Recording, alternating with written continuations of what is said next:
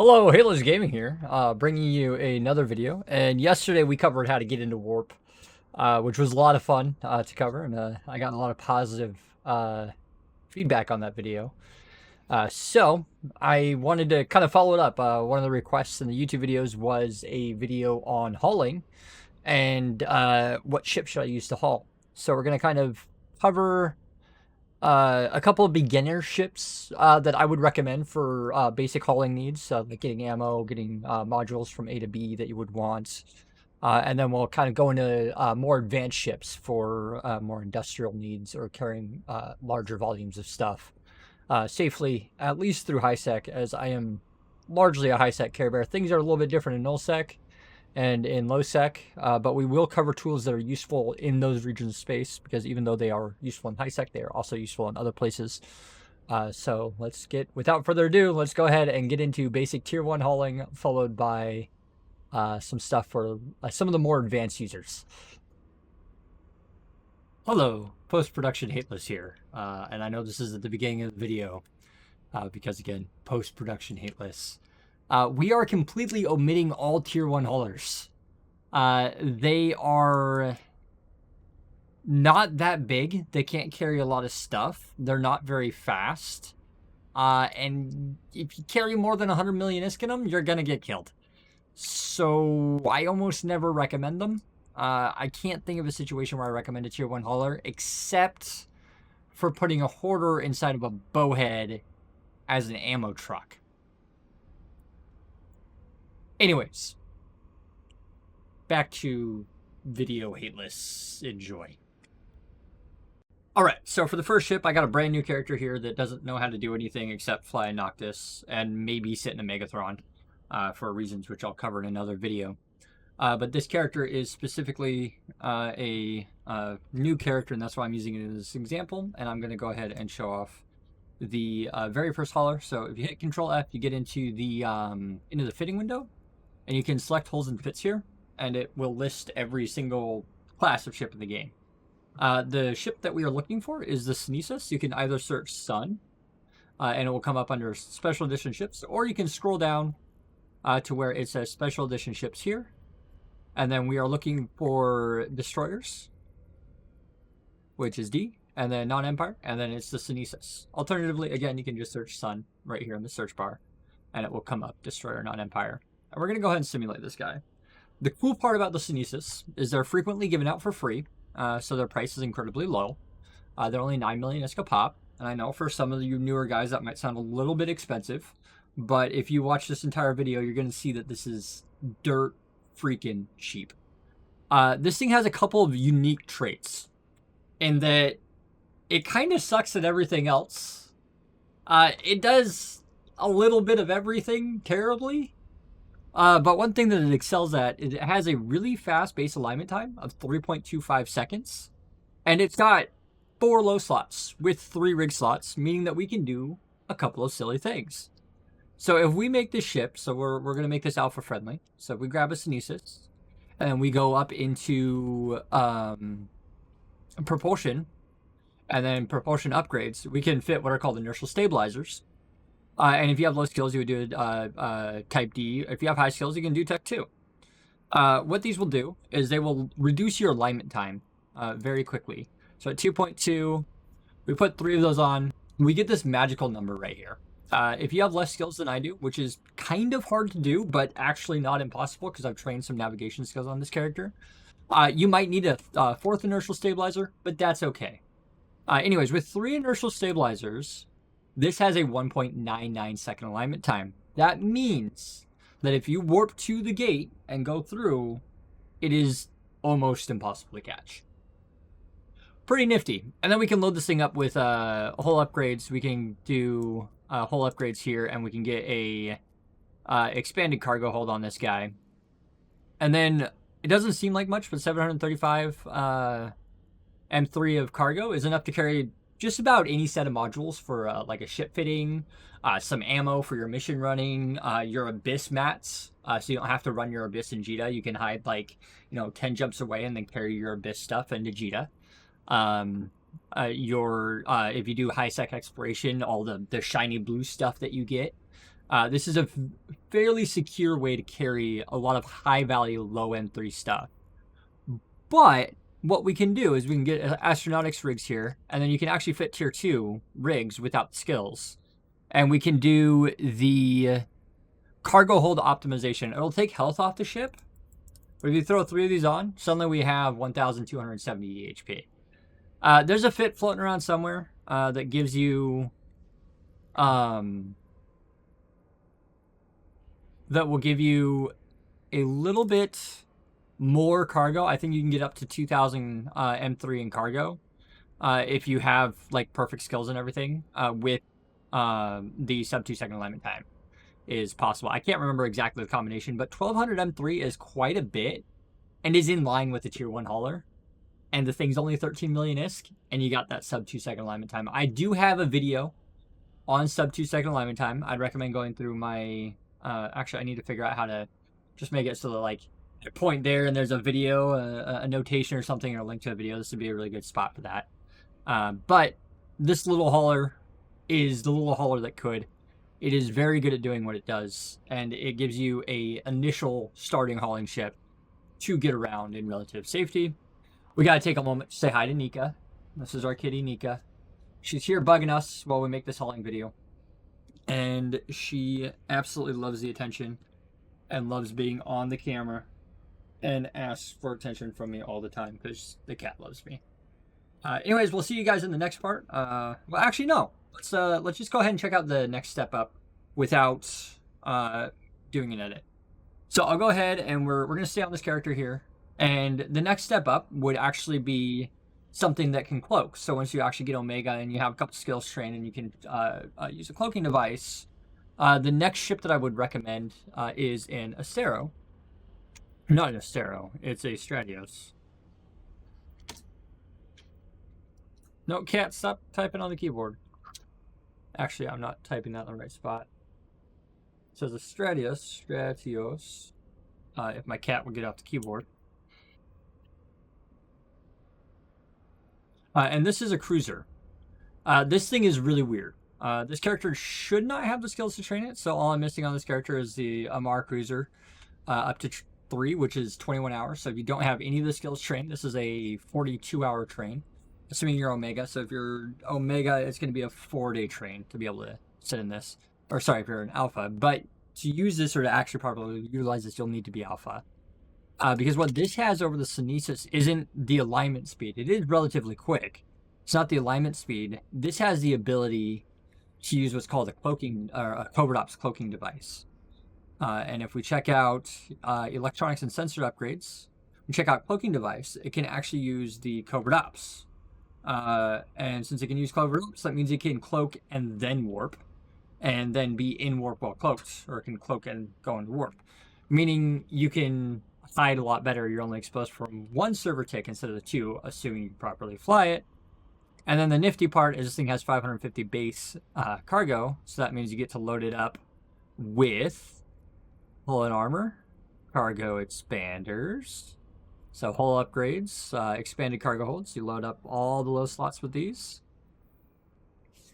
And then we're at 1,800, and then you can also load up the rig slots with the expanded cargo holds. I believe it's medium, astronautics, expanded cargo holds. I know you can't do 3 tier 2, but you can do 2 tier 2 and 1 tier 1. Actually, I got that wrong. You can do 1 tier 2 and 2 tier 1s. This gives you just under 3,003. This is enough to make supply runs to Jita. This is enough to buy bulk and ammo. This is enough to carry, like, you know, 5-6 billion ISK to get to and from Jita, and then you have some CPU and power grid to fit on a buffer shield tank here. This is the Sisters of Eve cruiser, and it makes a really good mid-step. I call this a poor man's, even though it's more expensive than, say, a blockade runner. But I call this a poor man's because it requires, like, no skills. So even though it does cost a little bit of ISK at 352 million ISK, the fact that it can cloak, and then also if you were to take off the cargo holds for inertial stabilizers, if you don't need the storage, you can get that below 3 really easily. You may be able to get it sub 2, I'm not sure. But you can make these super quick and super easy to get around. So this is like step 2 for hauling more stuff. So Sunesis was super fast, and it didn't carry a whole lot, but it had sub 2-second alignment time. And then the Stratios, being able to cloak, is able to carry a little bit more. You got 3003. If you're carrying more than this or frequently hauling more than this, you're going to want to train into a tier 2 hauler, which is something like this. I switched accounts. Put an edit in here. So this would be the step up from the Stratios. This is actually... Oh, this bar was... there's a bar in the station. It's kind of wigging me out. I'm like, there's a black bar on the screen capture. What am I looking at? Anyways, I digress. This is a prorator, and it is what is referred to as a blockade runner. Or transport ship, but this is the blockade runner variant. These things are really, really good at busting a blockade because they're really hard to catch. So fit properly, you can put on a interdiction nullifier. Mine has a tractor unit because I'm almost 100% in high sec, and I occasionally use it as backpack to extract from Punchman, which the tractor beam comes in use, and then I just have cargo expanders on it. So to fly one of these, you need a industrial command skill trained to 5. It can be a Mauler, Kaldari, Glente, or Mimitar. And because there's one for each race. If we look at our, again, hitting Alt-F and going and finding the fitting menu, we can find blockade runners, and there's one representative for each of the 4 factions. Mimitar have a Prowler, Glente have a Viator, Kaldari have the Crane, and the Amar have the Prorator. I've flown all 4 of them. They all 4 are very similar. There's a few minor trade-offs. Pick the one you think looks best. I personally like the Crane and the Bustard. Some people like the Prorator. I have 4 hauling characters that can fly these, and each of them flies a different one, and I have no care as to which one I'm on. I just use this one because it's my G-Dalts one. It works. Anyways, this is just like the previous ship, except it has the same alignment time, so we're at 5 seconds, but we have 13,000 M3. This is enough to carry most goods and just about anything that's high value. And then, of course, it can do the Covert Ops Cloak thing. You can put a Warp Core Stab in the low, and you can do a Nullification, and you can make this thing pretty skittish. The other thing that this thing has over the Stratios is its insane warp speed. If you train the skill up to fly 5 and use Ascendancy implants, you can get these things moving pretty fast. This is a pure cargo rig build. However, if we were to simulate this and put on a couple of hyperspatials, hardware, and then we're going to go to the astronautics rigs again. We got rigs, astronautics, medium, and you throw a couple of hyperspatials on this. Suddenly we're going 16 AUs. Guess what we outrun at this speed? This outruns most interceptors. This is really good. This is insane. So these things warp fast. Not only do they align pretty quick, but they also warp quick. I would rather take 2 or 3 trips in these rather than any of the options past this point in the video. This is by far my favorite class of hauler. I use them the most often. I use them to carry the most things. I've carried, 20 billion-ish cargo trips live on stream with these and haven't been caught. And I know that saying that in this video is probably going to paint a target on my back. They are catchable. They can be caught by smart bombs with proper timing, but to catch them with smart bombs, you need to know the warp speed and the exact time that they left warp, and the person hunting you does not know if you have inertial stabilizers or if you have cargo holds, so they can't make the timing right. Going into low sec, they're catchable if you don't have the inertial stabilizer build set up. You can actually get decloaked before you enter into warp, and if you get decloaked before you enter into warp, you can be tackled and killed. I've had a few close calls flying these into low sec. However, I have a very high success rate hauling these through high sec. And then again, with a warp core stabilizer and a nullification module, your mileage will go a lot further than how I use them in my day-to-day use because I'm a high sec player. That being said, they're incredibly useful. And then these are sister or brother, however you want to say it, to what are referred to as deep space transports. Deep space transports take the opposite approach for survivability. These are fast and stealthy. Deep space transports aren't exactly fast and aren't exactly stealthy, but we'll go ahead and check one out here. I actually have one hanging around right here. I have the Impel, which is the counterpart to the Prorator. And how this thing is fit up, I actually have this thing fit up properly, as I have the I have a cloak on it. I got a micro warp drive to accomplish the micro warp drive trick, and we got a warp core stabilizer. You can also, if you have the CPU for null-sec use, you can put a nullification module on this, and then it can get out of bubbles pretty easily too. So this thing takes the, like I said, the exact opposite approach. It doesn't really warp fast. Again, I have ascendancies in this clone, so the 5.8 AUs is pretty slow. It doesn't align fast either, because 18 seconds is a pretty brutal alignment time. 18 seconds is a long time to align. So they're not exactly fast. What they are, however, is difficult to hold on to. For the first part, they have a crap ton of health. If we overheat these 3 modules here, we end up with 140,000 EHP before bursts. And then we have a warp core stabilizer, which gives us the ability to warp even if we are disrupted or scramped. You could also fit like a micro jump drive. You can fit an after, like a dual prop. You can do afterburner micro warp drive to crash a gate if you need to. And they can also do the micro warp drive click and or be interdiction nullified. They also have a base trait that is really nifty. All of them have this. They're a little bit different. But they have a armor repair amount, ship max velocity bonus. They all tend to have a resistance bonus, and a fleet hangar capacity bonus. This is pretty universal across the board. Like they all either have a repair bonus, a speed bonus, a tanking bonus, and a capacity bonus. And then they all have all four of the blockade runners have a roll bonus, which is +2 to ship warp core strength. That means that if you use this with this bonus, you have +4 warp core strength. That gives you the ability to warp off even under a faction scram. So if 2 people have a standard Tech 2 scram on you, you're still going to be able to warp off. They need +5 warp disruption to catch you. And that's a whole nother video explaining warp core disruption. But basically, the simple of it is every module has a certain amount that they can, how much warp core strength they destabilize you for. And they have to beat your warp core stabilization strength. So if you have 4, they need to have 5. If you have 2, they need to have 3. They just need to beat you by 1. And then the other rule bonus is that overheating prop mods, repairs, and resistance modules is twice as effective.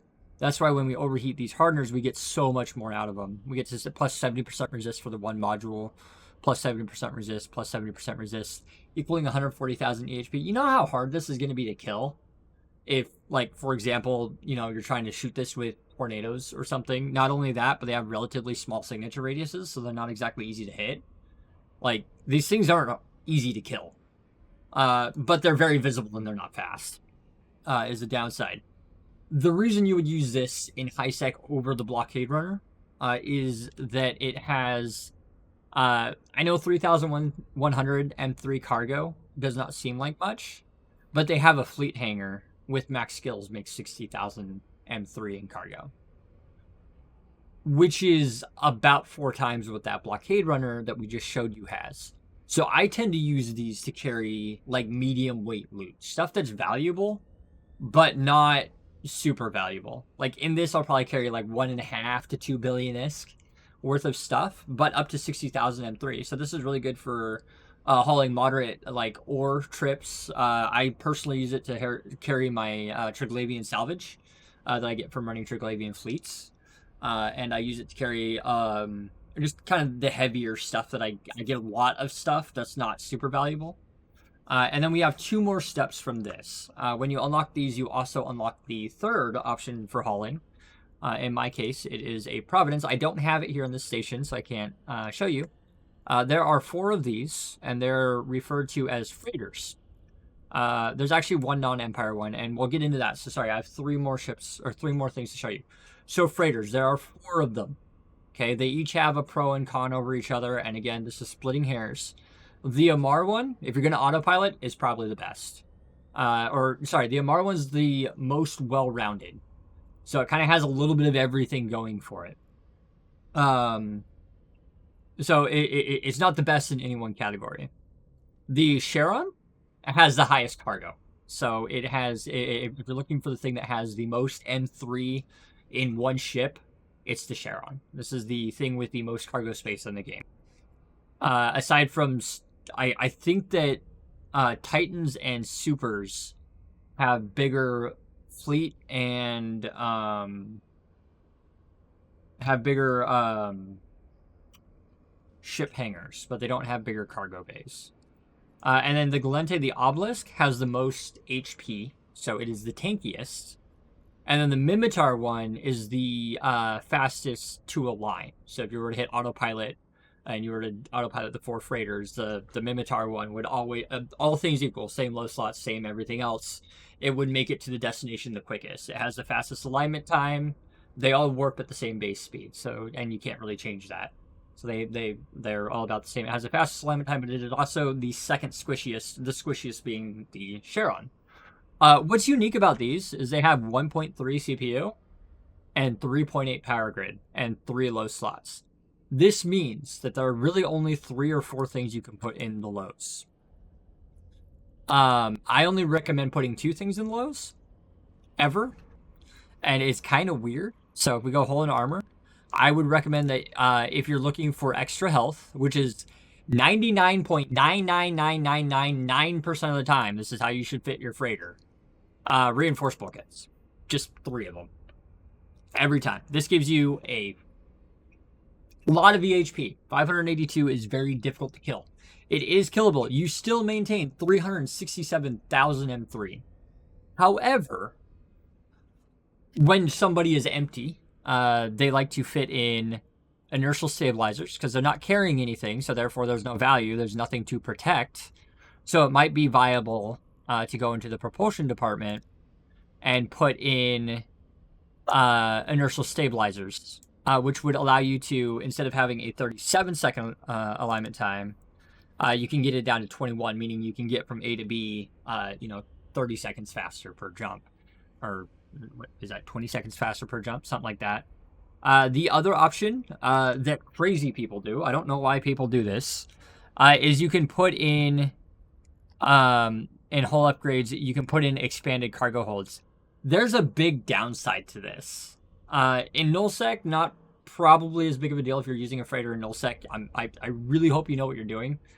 You're probably bridging through a Titan or something, or, have an escort fleet. But you can do expanded cargo holds, and our 522,000 M3 with the reinforced bulkheads, you saw it went down to 327, suddenly turns into 1 million. That's a lot of cargo space. 1 million M3 is a lot of cargo space. However, you pay the price with the EHP. So if you're in high-sec autopiloting around, this is generally reviewed as a poor move. There is another option that I see, and I believe that it has one purpose. It's kind of in between expanded cargo holds and reinforced bulkheads. And that is in armor upgrades. You can fit resistance coatings. You can fit multi-spectrum resistance coatings on these. And rather than giving you more hull EHP, you get resistances, which then gives you more ability to receive reps. So if you're in like a null-sec op where you're moving a keep star or planting a keep star, you would probably put multi-spectrum coatings in, and preferably of the A-type variety because they're only like 115 million ISK a piece. They're really not expensive. But if you put these guys in, you get near the same EHP. However, it is all in resistances, therefore remote reps are significantly stronger with you, and you end up in a better position, assuming that you can get reps. But for my uses, again, I'm not a null-sec pilot, so I don't end up using this fit. I do see it from time to time on kill mills, but I don't. Normally, I see that in a fleet battle, or where somebody has reps available, or there's a fax around to save it. That would be the purpose of that. But generally, it's expanded cargo holds, inertial stabilizers, or the last module was the reinforced bulkheads, which is my personal favorite because I like to autopilot these things around. And with a bunch of VHP and you keep the value in the cargo low enough, they don't get targeted. If you're not worth killing, most of the time you won't get killed. So I got one last step to show you, and this is the coup de grace. Well, actually, no, I got one more step, because we have freighters, right? So this is for carrying stuff. Sometimes you need to move some ships around, and there's a ship made specifically for it, and that's the Bowhead. These things are a little bit different. They actually have power grid and CPU. I generally recommend reinforced bulkheads, damage control, and transverse bulkheads in the rigs. You can get their EHPs pretty high, and then you can throw a micro warp drive in the middle, turning that 27-second alignment time with the video that we had yesterday. You can use the micro warp drive trick to get this down to 10 seconds, and then it navigates pretty well, and you can get their EHPs really high. I'll go ahead and show you guys a base fit real quick. So what we would do is we go hull and armor. We would always do a damage control since we're hull tanking and we have CPU. Damage control brings our resistances from 30 to 60. And we go hull upgrades. So our cargo bay doesn't matter in this ship, because what this ship does is it hauls other ships, and it has a ship hangar that you can actually put ships in, a ship maintenance bay. And that gets bigger with skills. It doesn't get bigger with cargo expanders. So they're arguably useless on this ship. So I would never put a cargo expander. We put a couple reinforced bulkheads. Suddenly we're up to 397 EHP. And then we go ahead into rigs. I always recommend you throw in T2 rigs on one of these, because the hull is already 3 billion-isk. You may as well get the big modules and spend the extra, billion-isk for Tech 2.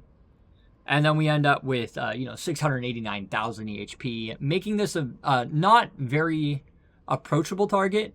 Still killable. This can still be killed 100%. But this is useful for hauling, a Marauder or two that is unfit. So how I personally like to do it is I'd put the Marauders into the Bowhead. It can carry 2 of them in a few cruisers, or it can carry a bunch of cruisers, or it can carry like 2 or 3 battleships, is what it can carry.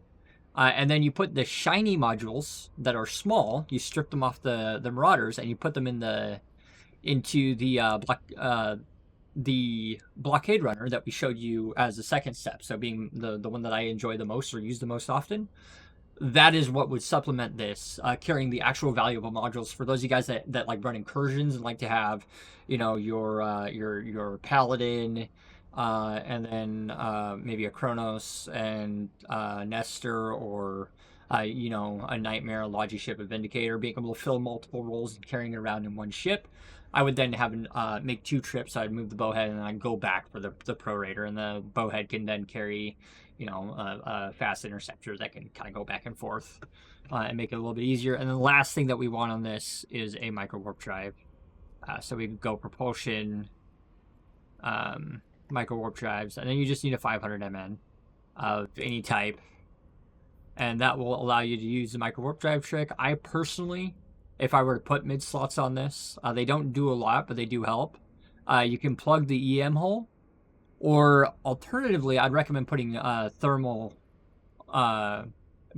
resistance on, because the 2 things that are going to kill this are going to be a bunch of Corsairs on a burn Jita day, or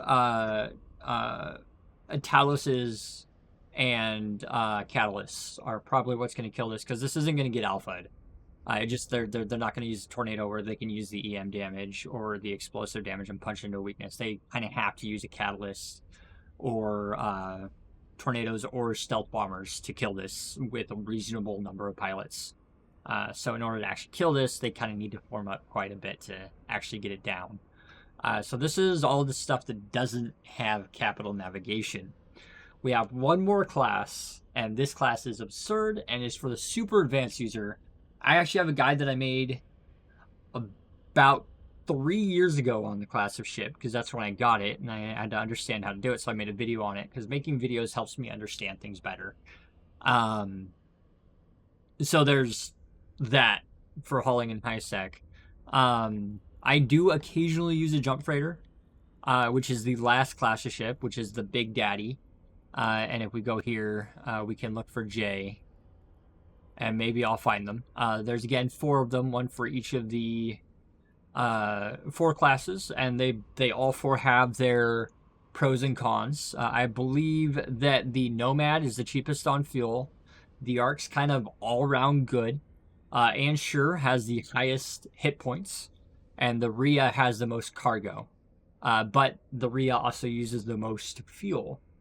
So it's up to you which one you want to use. I personally use a Rhea, because if I'm going to use a jump freighter, I want the cargo.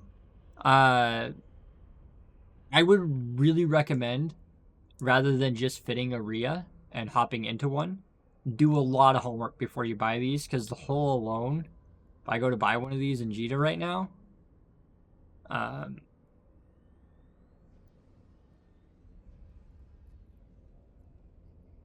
view market details, they're 13 billion-isk just for the hull.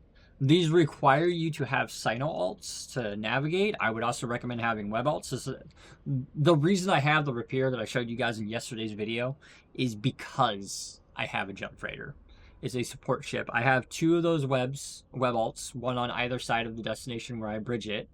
And then I also have an entire network of alts that I'm not going to show you guys their names, because then you guys would know their names. But I have an entire network. All of my accounts, I have 8 active accounts, have a character on them that is trained to use a industrial Sino to light Sinos for the Rhea. So you do need alt support. You need at least 1 alt to light Sinos, and you need a second alt to web. Is the bare minimum. 2 to light Sinos is preferable. That way you have a Bale Sino and your standard Sino, which is really useful. The only thing that changed since that last video on my jump freighter guide, all that information in that video is still valid. Except you can no longer use your rookie ship to light the Sino. You have to use a Venture, and then you use the Venture to light the Sino, and the skills are the same. You still need Cyanosyl Field Theory 4 and Science to 5 to train Cyanosyl Field Theory, and then I believe it's Mining Frigate to 1. It's literally a 5-day train to train up a Sino alt for the Rhea. You don't have to train up a repair, but again, they're useful for web alts. Again, using a web trip with these when navigating through high-sec and the utmost security, there's fuel costs and all that. On average, they have about 50% more tank than their tier 1 counterparts of the freighters, and about half the cargo. So a Rhea will have half the cargo of a Charon, and that's just to kind of balance their ability to haul. That's actually hopefully a really solid guide on freighters and when to use them. I personally use jump freighters anytime I go to lower null-sec. The jump freighter gets used. I would rather use a jump freighter to deliver something to a low-sec station, or from low-sec to high-sec. Well, actually not from low-sec to high-sec, but I do use them to get things out of low-sec into high-sec, as I jump them to a neighboring system and then jump them straight into the gate into high-sec, and then web them into warp to the station, and then they jump out of there. I also will take this straight into Jita and jump it right into Jita, using web alts, of course.